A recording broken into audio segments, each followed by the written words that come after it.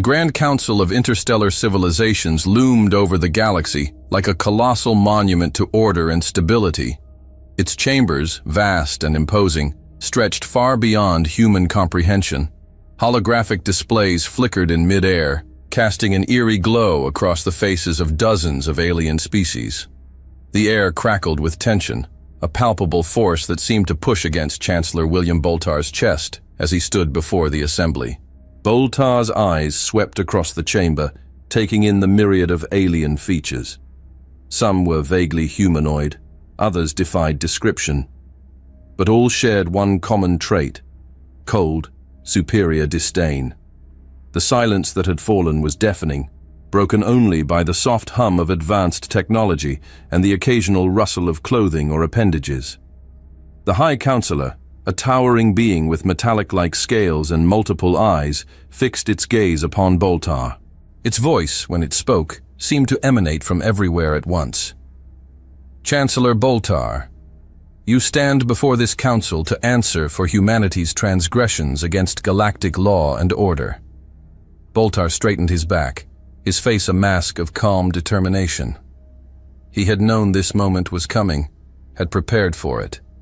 But the reality of facing down the collected might of the galaxy's most powerful civilizations still sent a chill down his spine.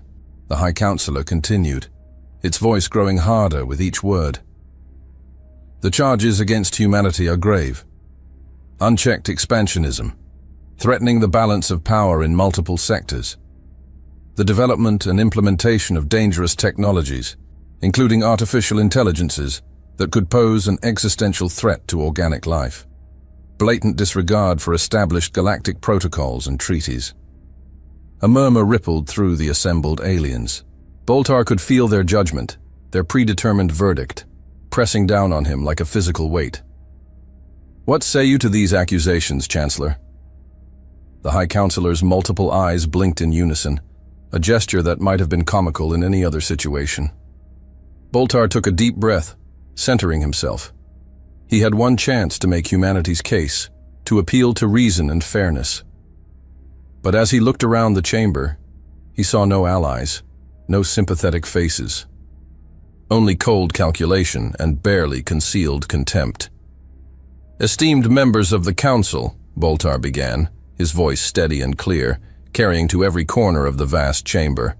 I stand before you not to deny humanity's actions, but to contextualize them, to shed light on the motivations and circumstances that have led us to this point. He paused, gauging the room's reaction. The aliens remained impassive, but he could sense a ripple of curiosity. He pressed on. You accuse us of unchecked expansionism. I ask you to consider the position we found ourselves in when we first ventured beyond our solar system. A fledgling species, alone in a vast and often hostile galaxy. We expanded not out of greed or a desire for conquest, but out of necessity, to secure resources, to ensure the survival of our species. Boltar's eyes locked with those of the High Counselor. As for the development of artificial intelligence, I remind the Council that humanity has always pushed the boundaries of technology. It is in our nature to explore, to innovate. The AIs we have created are tools, nothing more. They are bound by strict ethical protocols and fail-safes. A low growl emanated from one corner of the chamber. Boltar turned to see a massive, fur-covered alien leaning forward, its teeth bared. And what of the treaties you've violated? It snarled. The established order you've disrupted. Boltar met the alien's gaze unflinchingly.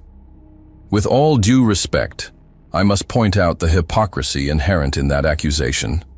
How many of the species represented here have bent or broken galactic law when it suited their interests? How many have exploited loopholes in treaties to gain advantages over their rivals? A shocked silence fell over the chamber. Boltar had crossed an unspoken line, calling out the powerful races that dominated the Council, but he pressed on, knowing he had nothing left to lose. The truth is, humanity has done what was necessary to survive and thrive in a galaxy that often seemed indifferent or hostile to our existence. We've made mistakes, yes. We've overstepped at times. But our intentions have always been to coexist peacefully, to contribute to the greater galactic community. Boltar spread his arms wide, a gesture of openness and honesty. We stand ready to make amends, to work with the Council to address any legitimate concerns. All we ask is for fair consideration, for the opportunity to— Enough! The High Councillor's voice boomed through the chamber, cutting Boltar off mid-sentence. We have heard your arguments, Chancellor Boltar. They change nothing. The alien's multiple eyes narrowed, focusing intently on Boltar. This council has deliberated long and hard on the matter of humanity. Your words today only confirm our decision. Boltar's heart sank. He had known deep down that this was a foregone conclusion, but a part of him had hoped, had believed that reason and justice might prevail. The High Councillor rose to its full, imposing height. By unanimous decision of the Grand Council of Interstellar Civilizations, humanity is hereby expelled from the Galactic Alliance. All trade routes involving Earth and its colonies are to be immediately severed. All treaties and agreements are null and void. The Sol system and all human-controlled territories are to be placed under strict sanctions, effective immediately. The pronouncement hit Boltar like a physical blow. He struggled to maintain his composure as the implications of the Council's decision cascaded through his mind. Billions of lives would be affected. Entire economies would collapse. The very survival of humanity might be at stake. But he refused to show weakness. Not here. Not now. The High Councillor's voice softened slightly, taking on an almost patronizing tone. This decision is final, Chancellor Boltar. You and your delegation will be escorted from the Council chambers. We suggest you return to Earth and prepare your people for the changes to come. Boltar stood frozen for a moment, his mind racing. Then, slowly, deliberately, he straightened his back and lifted his chin. He would not give them the satisfaction of seeing him broken. As the human delegation was led towards the exit, Boltar turned back to face the Council one last time. His eyes, burning with a mixture of defiance and determination, swept across the assembled aliens. You will regret this, he said, his voice low but carrying clearly through the hushed chamber. It wasn't a threat, but a statement of fact. A promise. Then he turned and walked out, his steps measured and dignified. The doors of the council chamber closed behind him with a resounding thud, sealing humanity's fate. The journey back to the human ship was a blur. Boltar moved on autopilot, his mind already racing ahead, considering the monumental challenges that now faced his species. As he boarded the sleek vessel that had brought them to this fateful meeting, he felt the weight of responsibility settle heavily on his shoulders. The ship's interior was a stark contrast to the alien grandeur of the council chambers.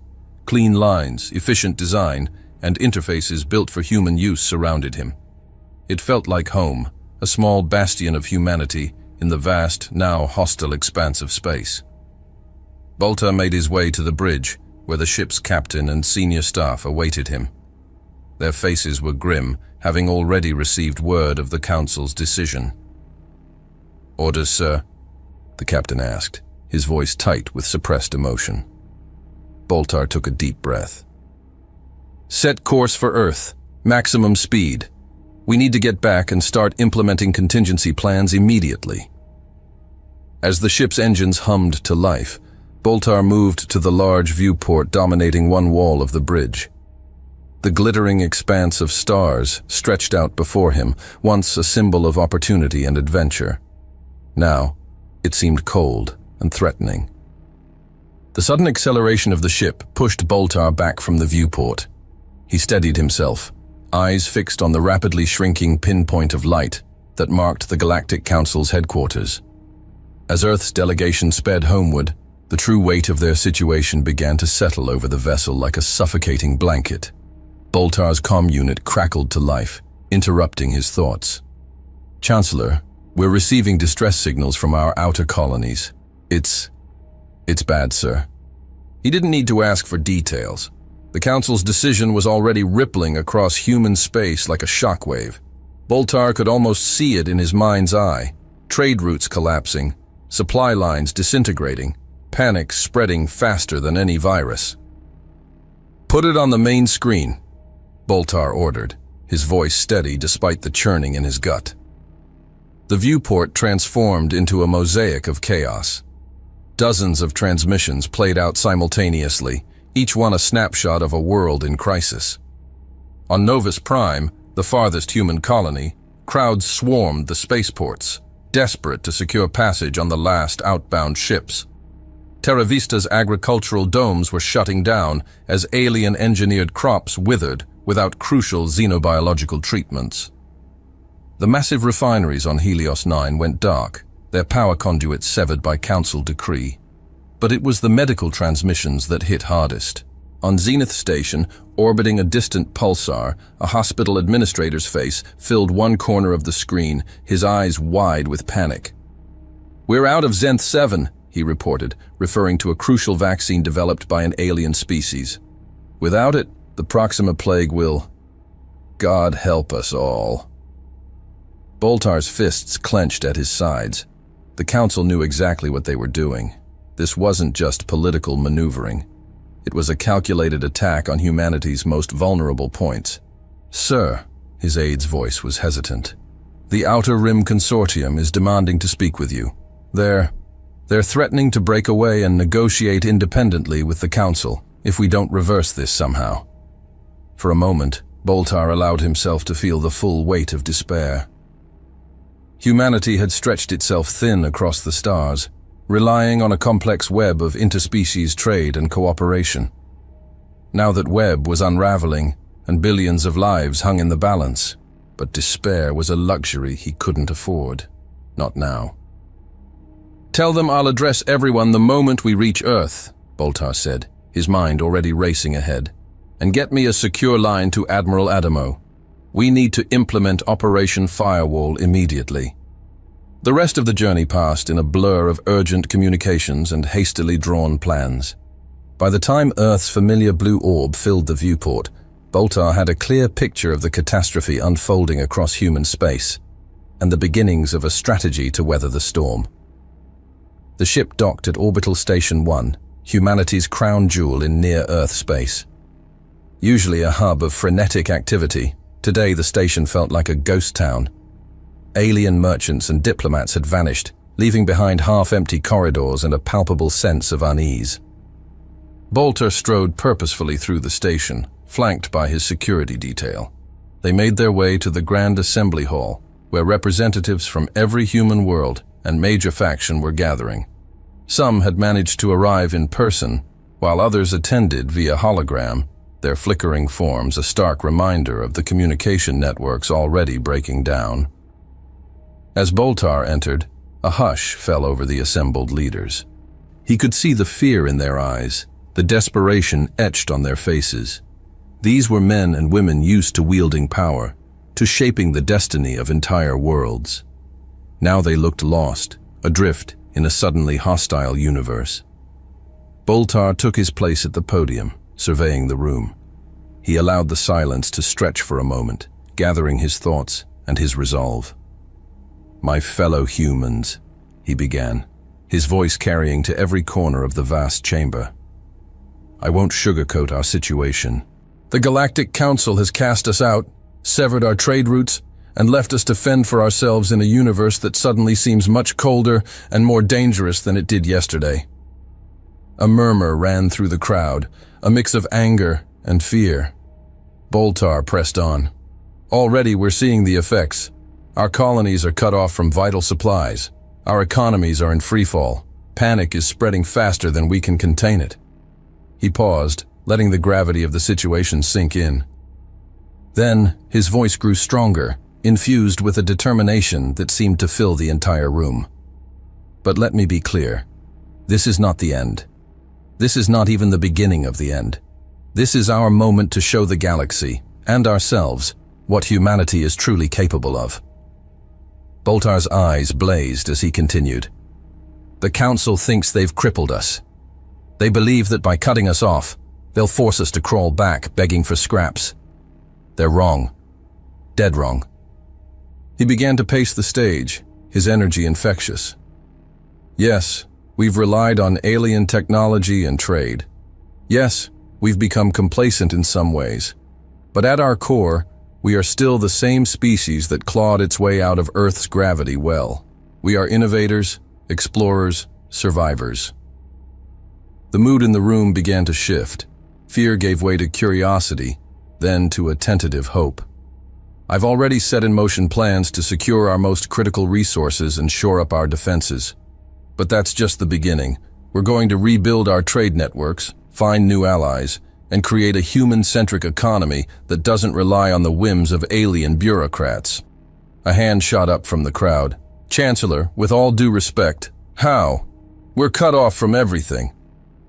Boltar smiled, a predatory gleam in his eye. Are we? The galaxy is vast, and the Council's grip isn't as absolute as they'd like us to believe.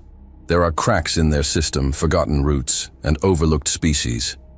We're going to exploit every single one of them. He outlined his vision. Small, agile teams of human explorers and diplomats seeking out the fringes of known space. They would map abandoned hyperspace lanes, make contact with species ignored or oppressed by the Council, and lay the groundwork for a new network of trade and alliance. It won't be easy, Boltar admitted.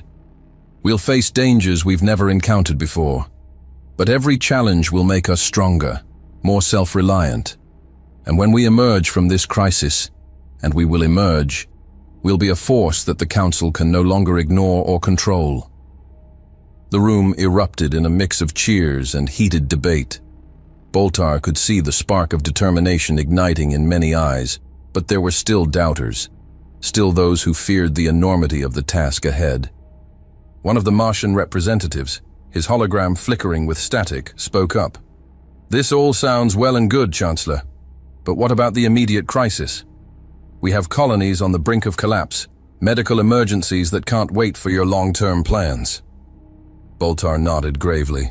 You're absolutely right. That's why we're implementing a two-pronged approach. While our long-term strategies take shape, we'll be focusing on immediate relief efforts. He gestured, and a series of holograms sprang to life around him, detailing resource allocation plans, emergency protocols, and rapid response teams. We're going to pool our resources, prioritize the most critical needs, and yes, make some hard choices. Every human world and colony will need to tighten their belts, but no one, I repeat, no one, will be left behind. The next few hours were a whirlwind of planning and debate. Boltar moved among the assembled leaders, addressing concerns, smoothing ruffled feathers, and slowly building a consensus. It wasn't perfect. There were still those who grumbled about appeasement or advocated for a military response. But it was a start. As the meeting wound down, Boltar found himself face to face with Admiral Adamo, the grizzled veteran who commanded Earth's defense fleet. Bold words, Chancellor, Adamo said, his voice low. But words won't stop a Council battlecruiser if they decide to make an example of us. Boltar met the Admiral's gaze unflinchingly. No, they won't. That's where you come in. I need you to take what we have and turn it into a force that can defend our space. Not just against the Council, but against anyone who might see us as easy prey now that we're on our own.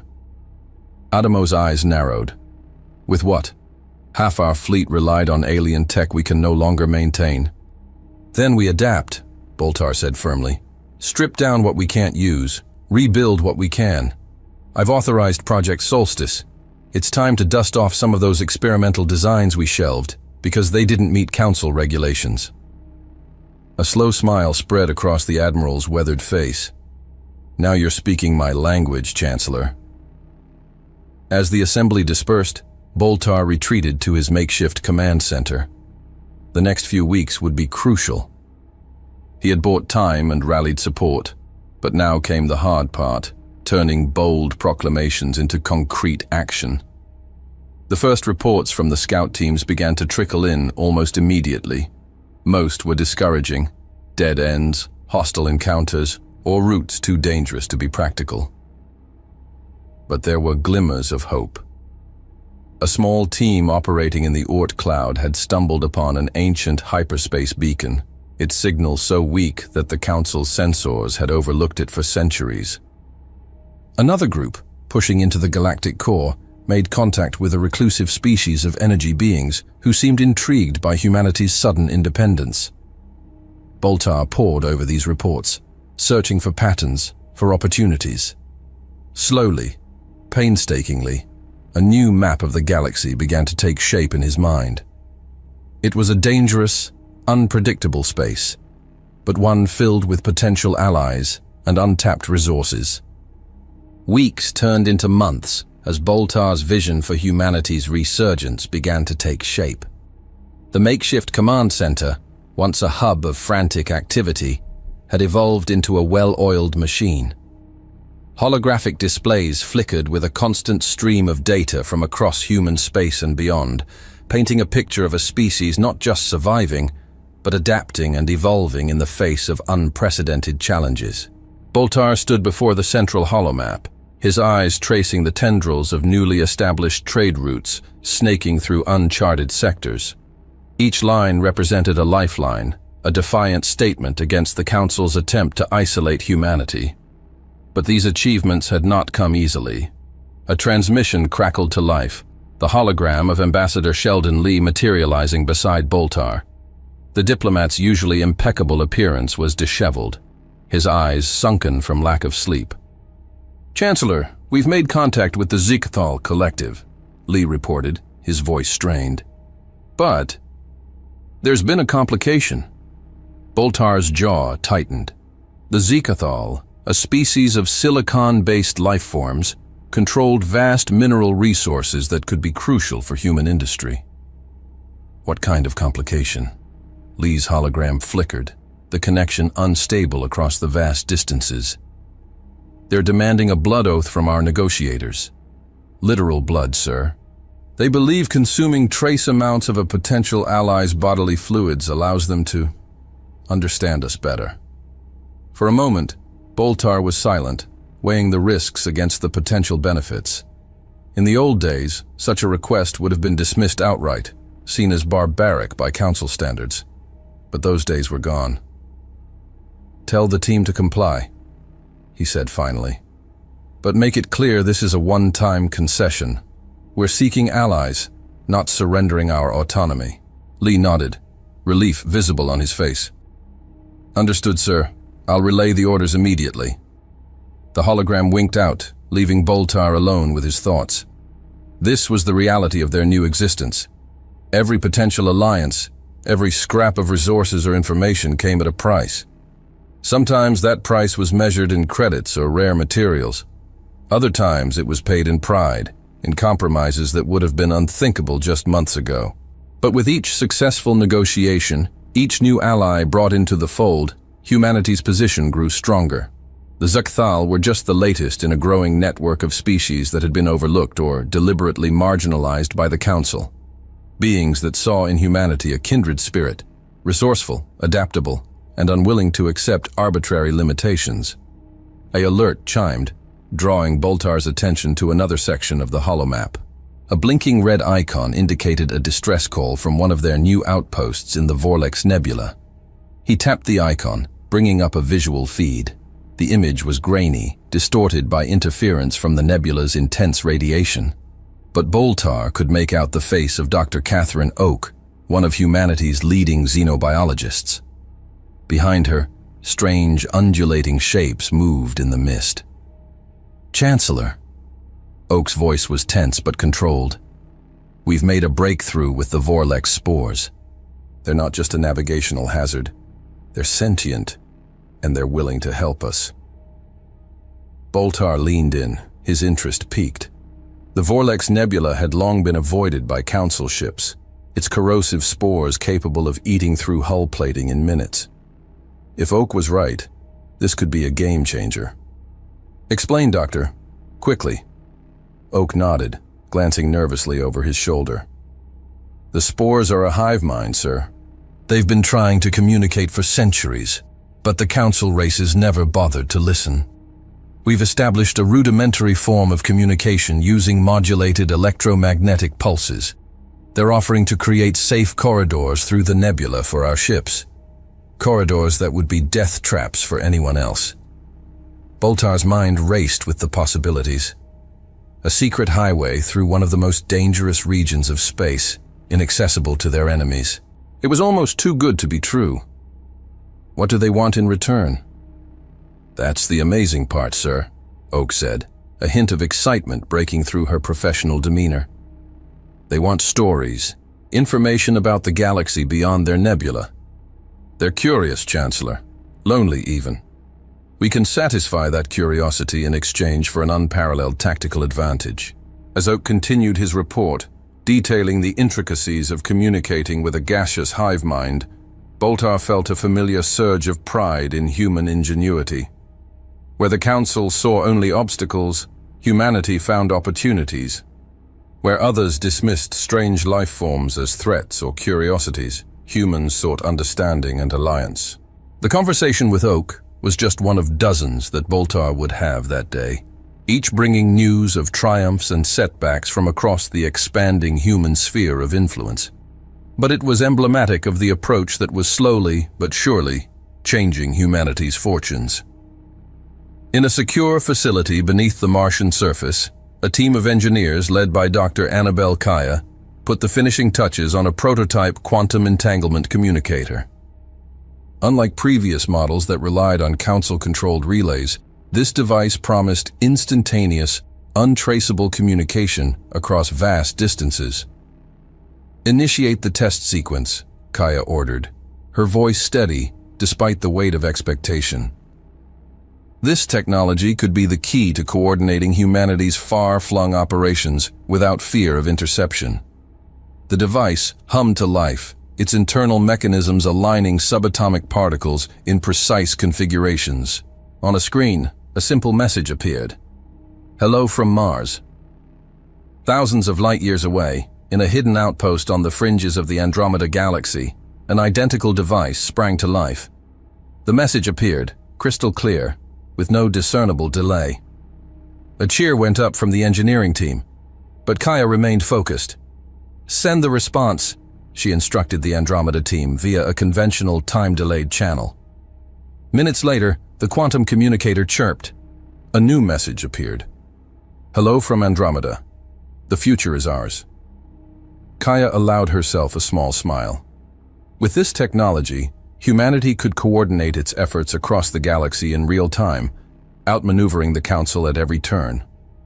She reached for her comlink to deliver the good news to Boltar, knowing that this breakthrough would be but one of many rolling out across human space.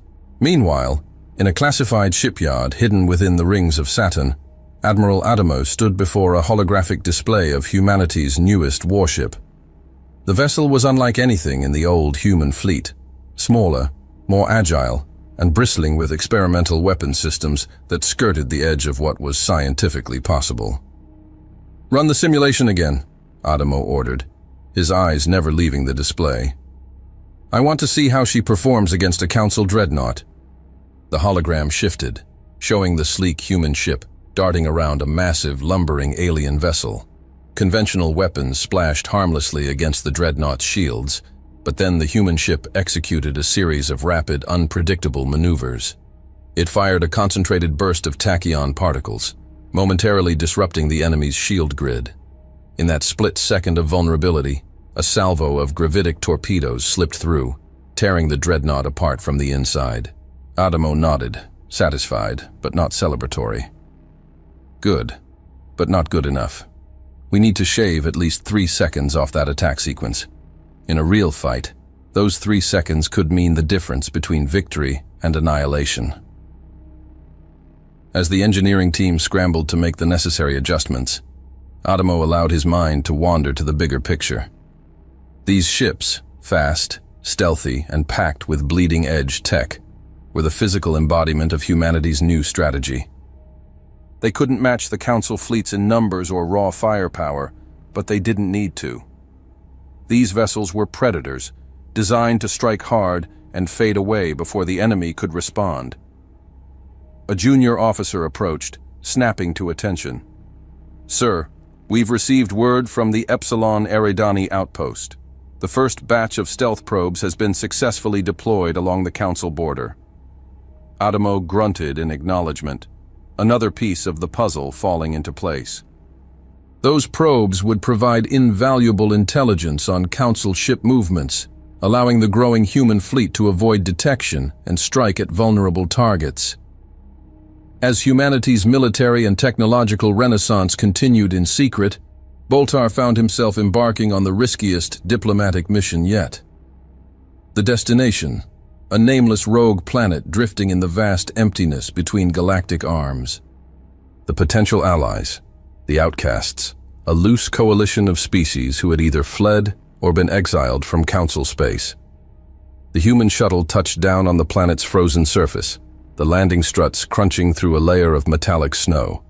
Boltar emerged, flanked by a small security detail, their breath frosting in the thin, frigid air. Before them stood a collection of structures that defied easy categorization. Some seemed grown rather than built, others pulsed with otherworldly energies. From the largest structure emerged a delegation as diverse as any Boltar had ever seen. Beings of plasma and living crystal walked alongside creatures that seemed to phase in and out of reality with each step. At their head was a figure that appeared almost human, save for the swirling vortex of dark energy where its face should have been. The figure spoke, its voice resonating directly in Boltar's mind.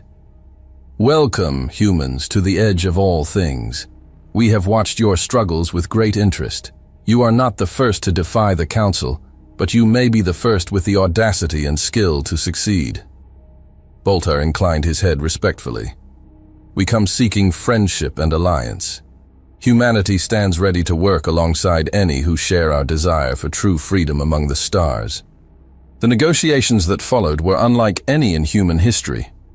Ideas and emotions were exchanged alongside more tangible offers of technology and resources. The outcasts, it turned out, possessed knowledge that the Council had suppressed for millennia. Scientific theories that reshaped humanity's understanding of the universe, and with it, the very limits of what was possible. As the talks progressed, Boltar felt a growing sense of excitement, tempered by caution. The outcasts were powerful, yes, but also unpredictable. An alliance with them would need to be handled carefully, lest humanity trade one form of subservience for another. But the potential benefits were too great to ignore. With the outcasts' knowledge and humanity's drive to innovate, they could create technologies beyond anything the Council could imagine. Hidden hyperspace lanes could be mapped, offering safe passage through regions long thought impassable. Weapons could be devised that bypassed traditional defenses, rendering even the mightiest Council warships vulnerable. As the final terms of the alliance were hammered out, Boltar allowed himself a moment of reflection. In the span of a few short months, humanity had gone from isolated pariahs to the linchpin of a growing coalition that threatened to upend the very foundations of galactic society. The road ahead would be fraught with danger, but for the first time since their expulsion, the future seemed bright with possibility.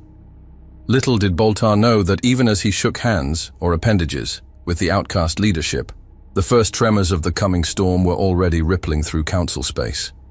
On distant worlds and hidden outposts, those who had long chafed under Council rule began to whisper of the humans who dared to challenge the established order. Seeds of rebellion, once thought thoroughly stamped out, began to take root once more. The Council, in its arrogance, remained largely blind to these developments. Oh, there were reports of increased activity in the fringes, of ships appearing and disappearing in regions thought impassable. But these were dismissed as the desperate flailings of a species on the brink of collapse. After all, how could mere humans pose a genuine threat to the established order of the galaxy? It would be months before the true scope of humanity's resurgence became clear. By then, it would be too late. The rules of the game had changed, and humanity was writing the new playbook. The quantum communicator in Boltar's command center hummed to life, its sudden activation cutting through the low murmur of activity like a knife. The Chancellor's eyes snapped to the device, his body tensing instinctively. Only the most urgent messages came through this channel. "Chancellor!" Admiral Adamo's holographic form materialized, his face set in grim lines. "We've intercepted Council communications. They've discovered the nebula corridor." Boltar's jaw clenched. The Nebula Corridor, a clandestine trade route through the Vorlex Nebula, had become the lifeblood of humanity's burgeoning network. Its discovery was inevitable, but not this soon. How bad? "They're assembling a strike force," Adamo reported, his holographic fingers dancing over unseen controls. A tactical display sprang to life, showing a massive council fleet converging on the nebula's edge. Estimate 30 capital ships, twice that in support vessels. They're not taking any chances. For a moment, the weight of the situation threatened to crush Boltar. Thousands of lives, months of careful planning, all hanging by a thread. But that moment passed, replaced by a cold, calculating determination. "They expect us to run," he said, a hint of a smile playing at the corners of his mouth. "Let's disappoint them." Over the next few hours, Boltar's command center became a hive of frenetic activity. Encrypted messages flashed across the galaxy, calling in favors, repositioning assets, and setting the stage for humanity's most audacious gambit yet. As the Council fleet approached the Vorlex Nebula, their sensors swept the region, searching for any sign of human activity. But the nebula's corrosive spores played havoc with their instruments, creating a concealing haze of electromagnetic noise. Aboard the Council flagship, High Commander Drakthun chittered in frustration, his mandibles clicking rapidly. "Where are they hiding?" he demanded, compound eyes scanning the tactical displays. "Our intelligence was clear. This is their primary supply route." His second-in-command, a being of living crystal, chimed softly. "Perhaps they fled when they detected our approach, Commander. These humans have proven resourceful." Drakthun's carapace flushed a deep crimson. "Resourceful? They are vermin, nothing more. Spread the fleet out. I want every asteroid, every pocket of gas searched. Find them." As the Council ships began to disperse, probing deeper into the nebula, they remained unaware of the trap slowly closing around them. Hidden within the hollowed-out cores of metallic asteroids, human ships lay in wait. Each vessel was a masterpiece of engineering, their hulls lined with radiation-absorbing materials that rendered them all but invisible to sensors. Admiral Adamo stood on the bridge of the flagship, the Fianna, his weathered hands clasped behind his back as he watched the Council fleet's movements on the tactical display. "Steady," he murmured, more to himself than to his crew. "Let them come to us." Minutes stretched into hours as the Council ships pushed deeper into the nebula. Impatience began to give way to unease among their commanders. Something felt wrong, but none could put their appendage on exactly what. That's when Adamo gave the order. "All ships, initiate Operation Stormbreaker." Across the nebula, human vessels erupted from their hiding places like angry hornets from a disturbed nest. But instead of immediate weapons fire, they unleashed a barrage of specially designed electromagnetic pulses. The pulses, harmless to organic life, played havoc with the Council ship's navigation and weapon systems. Chaos erupted among the Council fleet. Ships veered wildly, their crews struggling to regain control. Some collided with asteroids or each other, their shields flickering and failing under the onslaught of corrosive spores that now poured unimpeded through hull breaches. Aboard the Fianna, Adamo allowed himself a grim smile. Phase 2, weapons free. Human ships darted through the confusion like wolves among panicked sheep. Their weapons, refined and improved with outcast technology, punched through Council shields with terrifying efficiency. Gravitic torpedoes imploded the massive engines of capital ships, while pinpoint-accurate laser fire surgically removed weapon emplacements and communication arrays. High Commander Drakthun watched in horror as his mighty fleet disintegrated around him. "Impossible," he chittered, mandibles quivering in disbelief. "They're nothing but primitives." A human voice crackled over the Council command channel, cold and precise. "This is Admiral John Adamo of the Human Alliance. Your fleet is defeated. Stand down and prepare to be boarded." Drakthun's compound eyes darted frantically between tactical displays, searching for some way out, some hidden reserve that could turn the tide. There was none. With a sound somewhere between a hiss and a sob, he gave the order to surrender. As human boarding parties secured the Council flagship, Adamo turned to his communications officer. "Send word to Chancellor Boltar. Operation Stormbreaker is a complete success." Thousands of light years away, in his command center on Earth, Boltar received the news with a mix of elation and grim satisfaction. This victory, decisive as it was, marked only the beginning of a longer, more complex campaign. "Patch me through to our allies," he ordered, straightening his uniform. "It's time for the next phase." Across the galaxy, on worlds both within and beyond Council space, beings gathered around communication devices of all kinds. Some were sophisticated holographic projectors, others little more than jury-rigged radio receivers. But all crackled to life with the same message. "People of the galaxy," Boltar's voice rang out, clear and confident. "You have just witnessed the first defeat of a Council armada in living memory. But this was not merely a human victory. This was a triumph for all those who have suffered under the Council's oppressive rule." He paused, letting the weight of his words sink in. For too long, the Council has maintained its power through fear and manipulation. They've suppressed technological advancements, stifled cultural exchange, and ruthlessly crushed any who dared to challenge their authority. But their grip is slipping. Boltar's voice grew more impassioned. "To those who have been branded as outcasts, who have been deemed unworthy of a voice in galactic affairs, your time has come. The Human Alliance offers you not subjugation, but partnership, not stagnation, but progress. Together we can forge a new future, one of true cooperation and boundless potential." As Boltar's message echoed across the stars, its impact was immediate and profound. On countless worlds, seeds of rebellion that had long lain dormant began to sprout. Species that had chafed under Council rule for millennia saw in humanity a catalyst for change, a force that could upset the established order. The Council, caught off guard by the speed and efficiency of the human counterattack, scrambled to respond.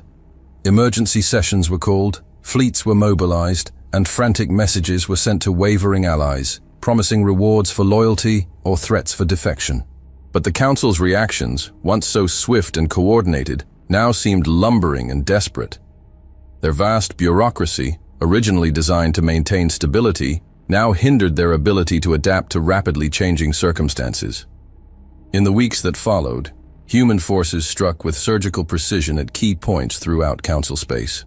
Stealth ships, their hulls incorporating outcast phase-shifting technology, slipped past supposedly impregnable defenses to disable critical infrastructure. Trade hubs found their quantum communication relays mysteriously offline, forcing them to rely on slower, less secure channels that the Human Alliance could easily monitor and exploit. Each successful operation further eroded the Council's image of invincibility. Species that had once cowered at the mere mention of Council authority now whispered of resistance, of a future free from the stifling grip of galactic bureaucracy. But it was not just military victories that turned the tide. Human diplomats, trained in the art of cultural empathy that the Council had long neglected, forged alliances with species both great and small. They offered not just protection or resources, but a vision of a galaxy where diversity was celebrated, where each race could chart its own course without fear of reprisal. The Zikthal Collective, impressed by humanity's willingness to engage in their blood oath ritual, became one of the first major powers to publicly declare their support for the Human Alliance. Their vast mineral wealth and unparalleled expertise in silicon-based technologies provided a crucial edge in the ongoing conflict. As the conflict escalated, Boltar found himself working around the clock, coordinating military operations with Admiral Adamo, while simultaneously managing a complex web of diplomatic relations. The strain was immense, but the Chancellor drew strength from the reports flooding in from across the galaxy, tales of courage, of ingenuity, of species long oppressed finally tasting freedom. In a rare moment of quiet, Boltar stood before the giant holomap in his command center, watching as more and more sectors lit up in the colors of the human alliance. A presence at his side made him turn. It was Ambassador Lee, looking haggard but triumphant. "Chancellor," Lee said, his voice hoarse from countless hours of negotiations. "We've just received word. The Arcturus Confederation has voted to secede from the Council. They're requesting immediate alliance membership and military support." Boltar nodded, a grim smile playing at the corners of his mouth. The Arcturus Confederation, a collection of highly advanced worlds near the galactic core, had long been one of the Council's staunchest supporters. Their defection was more than just a strategic victory. It was a symbolic death knell for the old order. "Send word to Admiral Adamo," Boltar ordered. "I want a task force ready to secure the Arcturus sector within the hour. And prepare a public statement. The galaxy needs to know that the momentum is on our side." As Lee hurried off to carry out his orders, Boltar turned back to the holomap.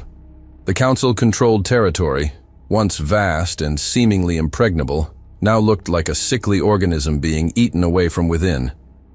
But he knew better than to underestimate their resources or their resolve. The coming weeks would be crucial. The Grand Council chamber on Prime Council, once a bastion of order and control, now seethed with barely contained chaos. Emergency klaxons wailed in the distance, their persistent drone a testament to the unprecedented crisis facing the galactic elite. Holographic displays flickered with reports of system-wide rebellions, shattered trade routes, and unprecedented military defeats. High Counselor Thalavoria, her usually resplendent plumage now dull and unkempt, gazed out at the assembled representatives. Fear and desperation had replaced the smug superiority that once defined this august body. "Esteemed colleagues," she began, her voice wavering, "we face the gravest threat to galactic stability in 10,000 years. The human insurgency. Insurgency!" The word crackled through the chamber as a hologram materialized in the center of the room. Chancellor William Boltar, his face set in lines of grim determination, stood before them. "Is that what you're calling it, Counselor? A simple insurgency?" Gasps and cries of outrage erupted from the assembled aliens. Thalavoria's feathers stood on end. "How dare you intrude upon—" Boltar's voice cut through the commotion like a plasma torch through hull plating. "How dare we? How dare you? For centuries, you've treated humanity and countless other species as pawns in your grand game of galactic dominance. Well, the game is over. The pawns have learned to play by their own rules." The Chancellor's eyes swept across the chamber, meeting the gaze of each species representative in turn. "We didn't want this conflict. All we ever sought was fair treatment, the freedom to grow and explore without your suffocating restrictions. But you couldn't allow that, could you? It would have upset your carefully maintained balance of power." XZB-146, the cybernetic representative, stepped forward. Its optical sensors pulsed with cold calculation. "Your actions have destabilized the entire galaxy, human. Billions will suffer in the chaos you've unleashed. Return to the fold now, and perhaps we can mitigate the damage." Boltar's laugh was short and bitter. "Mitigate the damage? The damage has already been done. Not by us, but by you. By this council. How many species have you suppressed over the millennia? How many civilizations have withered under your guidance?" He paused, letting his words sink in. "But we're not here to dwell on past injustices. We're here to forge a new future. One where every species, no matter how young or old, has a voice. Where innovation is encouraged, not feared. Where the strong protect the weak, instead of exploiting them." Thalvoria's voice trembled with a mixture of fear and indignation. "Pretty words, Chancellor. But words won't maintain order across a galaxy of trillions. You can't possibly hope to—" "We don't hope to control the galaxy, Counselor," Boltar interrupted. "That was your mistake. We aim to free it." With a gesture, Boltar activated a series of holograms surrounding him.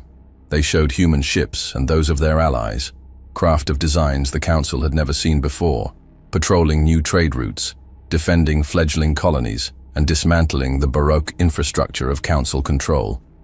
Even as we speak, joint human-alien crews are reactivating hyperspace beacons that your bureaucrats deemed too dangerous centuries ago.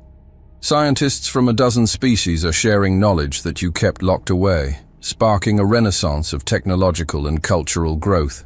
And yes, our fleets stand ready to defend this new order against any who would seek to reimpose the old chains. The Myrexian representative, its gelatinous form quivering, burbled in distress.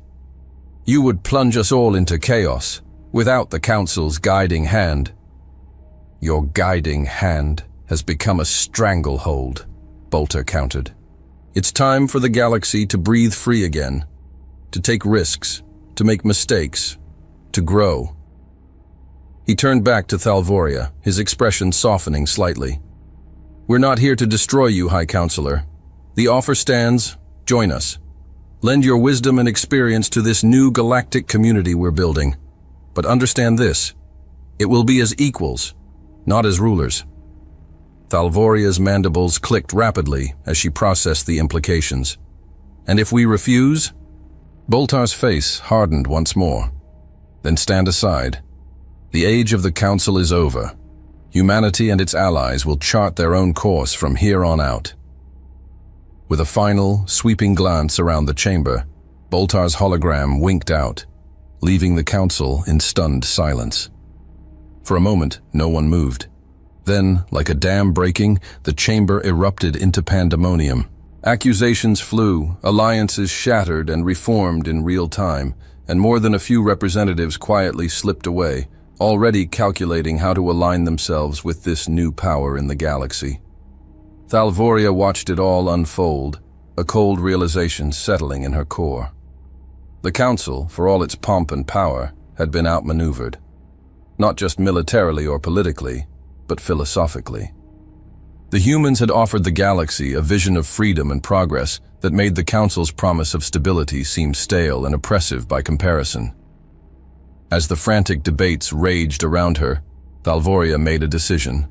With a few discreet commands to her personal communicator, she began transferring sensitive data to a secure location.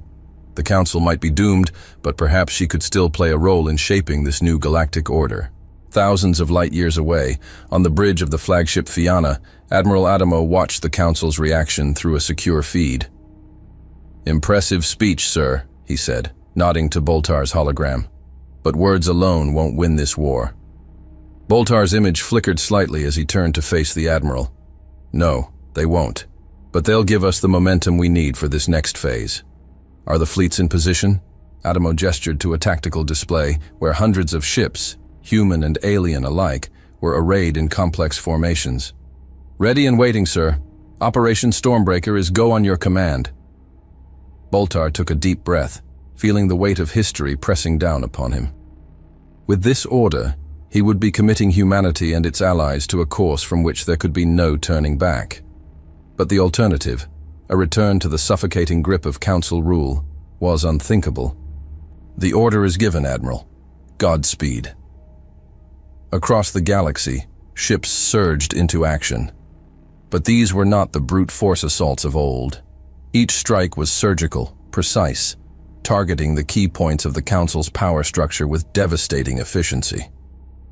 On the planet Nullar Prime, home to the galaxy's largest quantum communications hub, a team of human and Zekathal operatives infiltrated the central control spire. Within hours, the entire network had been rewired, its immense power turned to broadcast messages of freedom and revolution to every corner of known space. In the shipyards of Talasian Delta, Council dreadnoughts found their control systems overridden by Vorlex spores, reprogrammed to serve the new alliance. The few loyal crews who resisted were quickly overwhelmed by boarding parties led by humans and outcast warriors, their tactics a dizzying blend of technologies the Council had long suppressed. But it was not all violence and conquest. On worlds long neglected by the Council, human aid ships arrived, bringing food, medicine, and hope. Diplomats followed, offering membership in a new galactic community, one built on mutual respect and shared progress rather than domination and control. The Council's response was fragmented and ineffectual. Centuries of complacency had left them ill-prepared for an enemy that could strike from all sides at once, that could turn their own systems and subject peoples against them. Some fought to the bitter end, their ships and fortresses reduced to drifting debris. Others saw the writing on the wall and defected, bringing valuable intelligence and resources to the human alliance. As the days turned to weeks, the inevitable outcome became clear. The Council's grip on the galaxy, once thought unshakable, was slipping away. But Boltar knew that the hardest part was yet to come. Winning the war had been a monumental task. Building a lasting peace would be even more challenging. In a bold move that sent shockwaves through what remained of the Council's power structure, Boltar announced a galaxy-wide address. Using the very communication networks that had once broadcast Council propaganda, he prepared to lay out his vision for the future. The Chancellor stood alone in the broadcast chamber, bathed in the soft glow of recording equipment. He took a moment to straighten his uniform, to compose his thoughts. Then, with a nod to the technicians, he began. People of the galaxy, I speak to you today, not as a conqueror, not as a liberator, but as a fellow traveler on this grand cosmic journey. The war is over. The Council's reign has come to an end. But this is not a moment for triumphalism or revenge. It is a moment for reflection, for coming together, for charting a new course. Boltar's voice grew stronger, infused with passion and conviction. For too long, we have been told that stability could only come through control, that progress must be feared and contained. Today, we reject those lies. We embrace a future where every species, every world, has the right to determine its own destiny. He gestured, and holographic images sprang to life around him. Scenes of human and alien crews working side by side, of new technologies being developed, of long-oppressed peoples tasting freedom for the first time. This is not the end of galactic civilization. It is a new beginning. Already, we see the fruits of cooperation and free exchange. Diseases once thought incurable are being vanquished. Energy crises that have plagued worlds for generations are being solved. Ancient mysteries of the universe are yielding their secrets to our combined efforts. Boltar's eyes seemed to blaze with intensity as he continued. But make no mistake, this new era will not be without its challenges. We must be vigilant against those who would seek to impose new forms of tyranny.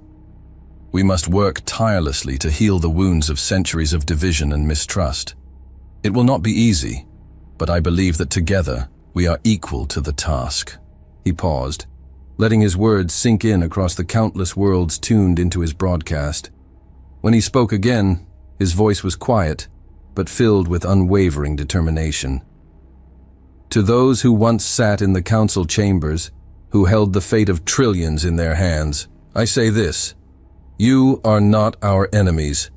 Your knowledge, your experience, these are valuable beyond measure. Join us in building this new galactic community, but know that you will do so as equals, not as masters. Boltar straightened, his posture radiating strength and resolve. And to those who doubted humanity, who sought to clip our wings and contain our potential, I have this to say. His voice rose to a crescendo, echoing across the stars. You called us a threat, you were right. But not because we are dangerous, because we are unstoppable. Hey there again. I'm glad you've come so far. Hope you enjoyed the video. Remember to hit the like button and the subscribe button. This is really important to the channel. Really important. And I have one more thing for you. I've chosen another video for you to watch. Just click the card here, or here if you want the whole playlist. See you there.